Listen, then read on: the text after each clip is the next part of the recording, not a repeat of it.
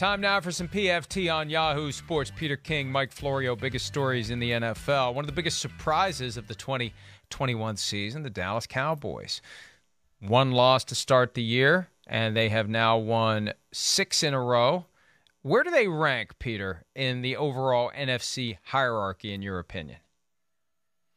You know, Mike, I'm glad we don't have to pick anything that really matters right now, because I don't.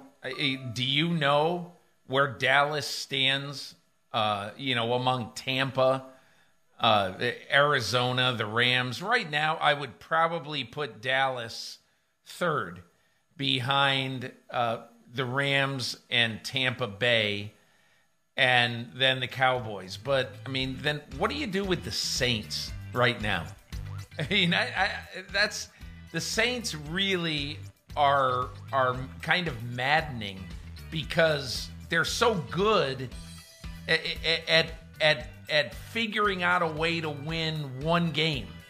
You know, like they got to play Trevor Siemian, so what happens? But I think Dallas, because Dallas has such good depth now, and they formerly didn't have depth. They got a very good second running back. They've got a great, deep receiving core. They're getting production out of tight end. And obviously, finally, they're playing well on defense. And they've got one of the best secondaries in football after it being a disaster for a while.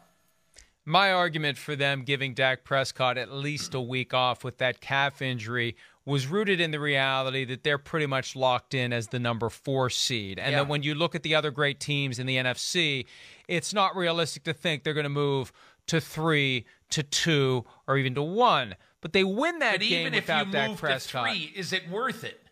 You know, right. Is it worth risking Dak? I totally agree with you. I want to get him totally healthy. And the only spot that really matters is the 1 seed now. Yeah, if you're the 2 seed, you're playing the weakest of the NFC playoff teams. But when you look at the Saints and the Bucks and the Rams and the Cardinals, the 2 teams that don't win those divisions, the South and the West, they're going to be the 5 seed or the 6 seed and flip them around. Who cares? It's not going to be an easy game if you're the 3 seed or the 4 seed. So maybe the 2 seed, if you can pull it off. The 1 seed would be great, but they're players for that. It's up to them. They've done a great job of winning games week after week. They are deep on both sides of the ball. They are the best they've been in a long time, which isn't saying much because the Cowboys haven't been great for a long time. But I think they have a chance. We got half the season to go. And, Peter, I was peeking ahead on the schedule. The football gods will smile on us in the tryptophan window on Thanksgiving, because the Raiders at the Cowboys could be a very impactful game, and it could draw a gigantic rating. I know it's a captive audience anyway, but if the games are better, the captive audience gets larger.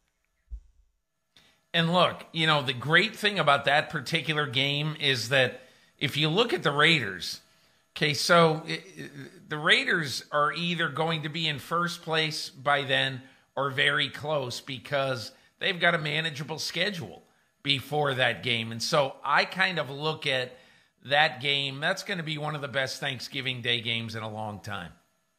Yeah, and I think the number for that one is going to be through the roof. And the Cowboys trying to get themselves back through the roof in the NFC. They haven't been to the NFC Championship since 1995. It is almost incomprehensible.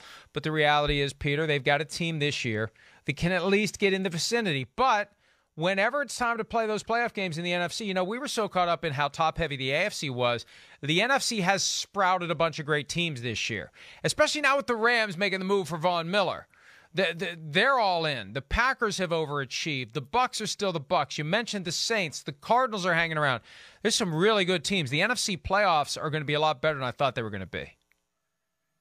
And Mike, I will say this. This has the potential to be like the deepest year for the playoffs that there ever has been. And, I mean, imagine if, let's just say, the Saints are the 7 seed. The Saints going to whoever is number 2 and winning wouldn't surprise us in the least. So it's going to be fun. All right, that's it for now. Thanks for some of your time. We'll see you next time for PFT on Yahoo Sports.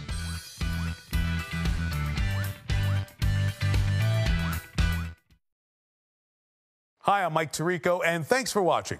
Make sure to hit subscribe for the latest news and highlights from NBC Sports.